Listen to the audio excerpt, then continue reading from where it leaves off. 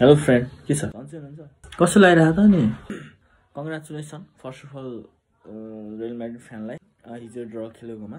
अरूको मात्रै कुरा काटेर हुन्न के, आफ्नो टिमले कस्तो खेल्छ पनि हेर्नुपर्छ के त्यस्तो लाग्दैन?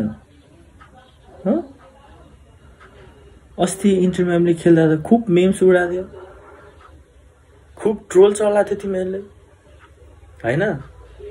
अनि अहिले हिजो आज रियल म्याड्रिडले ड्र खेल्दा त सब चुप होला उसै भए त हैन? कस्तो लागिरहेछ त? कोमामा पुगिरहला अहिले त। इन्टर म्यामले ड्र खेल्दा ट्रोल बनाउने हो बाफ। कस्तो लागिरहेछ त?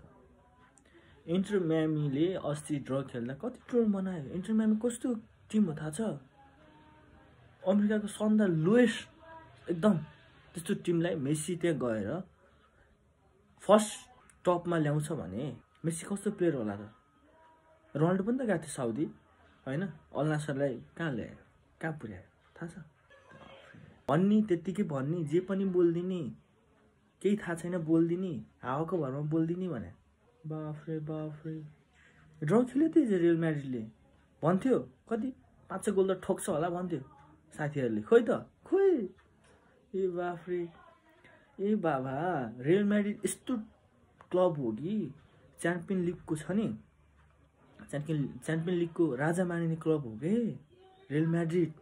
कस्तो कस्तो प्लेयर छ त्यहाँ, 100 मिलियन घटी कम प्लेयरहरू छैनन् कि, प्राय सबै 100 मिलियन क्रस नै भएको प्लेयरहरू छ। त्यस्तो महँगो प्लेयरहरू छ त्यसमा। ड्र खेल्यो होइन त हिजो अल हिलालसँग।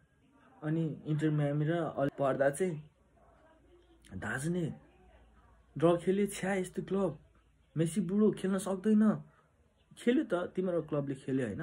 कसरी खेल्यो देखिरहेको छु होइन मैले पनि, देखेन मैले चाहिँ देखेन।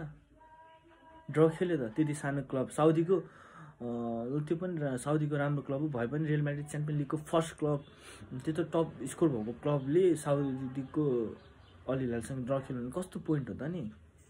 इन्टर म्यामी त नर्मल लोएस्ट क्लब नै हो कि अहिले पनि, म मान्छु कि। किन थाहा छ? मेसी छ, सुवारेज छ, बुस्केट, तिनीहरू छ। त्यही पनि बुढो भइसकेको छ बिचरा, खेल्न सक्दैन। अरू भने फुच्चाफुच्चीहरू छ, खेल्छ तिनीहरूले।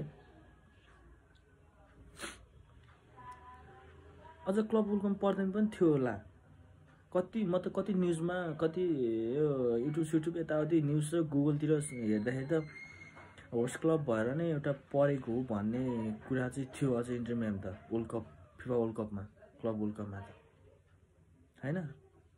त्यस्तो क्लबले साउदीको अलि थियो भने राम्रै टिम हो, त्योसँग ड्र खेल्नु भने नि एकदम राम्रो। त्यही पनि कहिले कस्तो खेल्छ हामीलाई थाहा छैन र इन्टर म्यामीको कति पर्सेन्ट पास प्रोबाबिलिटी थियो मलाई थाहा छैन र।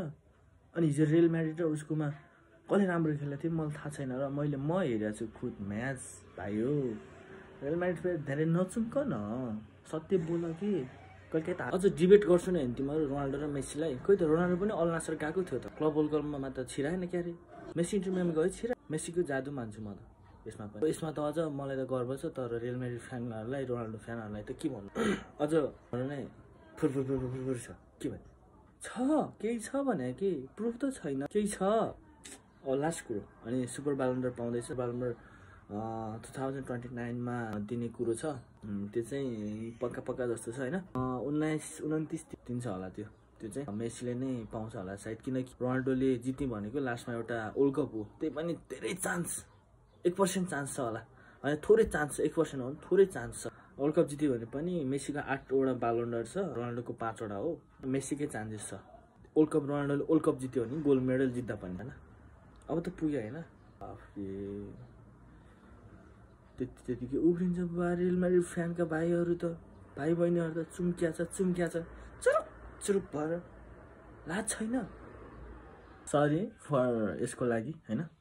म खासमा यस्तो भिडियो बनाउने पनि थिएन होइन? किनभने हुन्छ नि चुमुक गरिहरू हुन्छ नि त। रोनाल्डो फ्यान हो म भन्नु के नै गरौँला जस्तो गर्ने हुन्छ नि त, हो त्यसको लागि मात्र बनाएको के। तर रोनाल्डो मेसीलाई सबैले माया गर्नु, म पनि त्यही हो हैन? मलाई मेसी मनपर्छ, तपाईँलाई रोनाल्डो मनपर्छ। आफ्नो हिसाबले आफ्नो आइडल हुन्छन् सबैको हैन?